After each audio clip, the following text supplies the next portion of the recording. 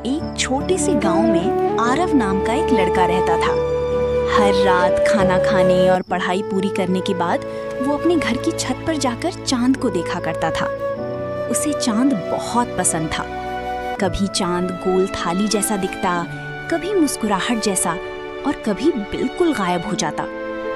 आरव को लगता था कि चांद दुनिया की सबसे चमकदार।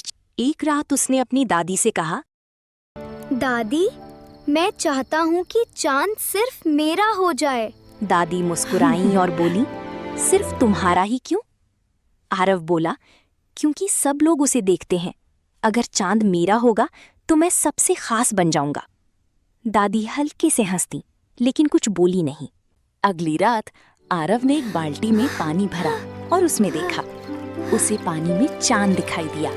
वो खुशी से चिल्लाया, मैंने चांद पकड़ वो लिया। बाल्टी को धीरे धीरे अपने कमरे में ले गया और ऊपर कपड़ा ढक दिया ताकि कोई उसका चांद चुरा ना ले। लेकिन सुबह जब उसने कपड़ा हटाया तो चांद गायब था। आरव बहुत दुखी हुआ। अगली रात उसने फिर कोशिश की। इस बार उसने एक बड़ा पीतल का बर्तन लिया। उसमें भी चांद दिखाई दिया, लेकिन सुबह तक वो फिर गायब हो गया। कई दिनों तक वो अलग अलग बर्तनों में चांद को पकड़ने की कोशिश करता रहा, लेकिन चांद कभी नहीं रुका। एक रात उदास होकर वो गांव के तालाब के पास बैठ गया। शांत पानी में पूरा चांद चमक रहा था। तभी वहां से एक बूढ़ा यात्री गुजरा। उसने आरव का उदास चेहरा देखा और पूछा, क्या बात है? मैं आरव चांद बोला, को अपना बनाना चाहता हूँ, लेकिन वो हर बार चला जाता है। यात्री उसके पास बैठ गया और बोला, क्या तुम्हें तालाब में चांद दिखाई दे रहा आरव ने है? कहा, क्या तालाब चांद का मालिक है? आरव ने कहा, नहीं। यात्री मुस्कुराया और बोला, चांद हर नदी, तालाब और बर्तन में दिखाई देता है, लेकिन वो किसी का नहीं होता। तभी हवा चली और पानी हिल गया। चांद की परछाई टूटती हुई दिखाई देने लगी। यात्री ने आसमान की तरफ इशारा करके कहा, अब ऊपर देखो। आरव ने आसमान की ओर देखा।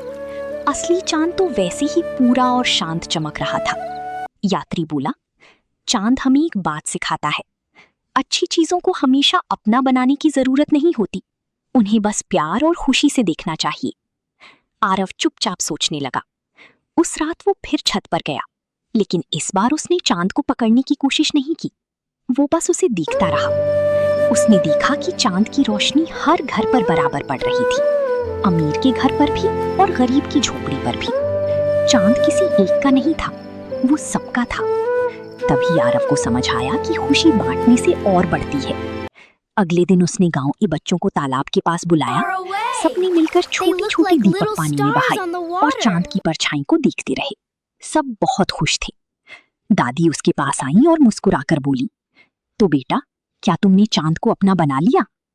आरव मुस्कुराया और बोला, नहीं दादी, और यही उसकी सबसे खास बात है। जीवन में कुछ चीजें ऐसी होती हैं जिन्हें अपना नहीं बनाया जा सकता, उन्हें सिर्फ प्यार से देखा और सबके साथ बांटा जा सकता है।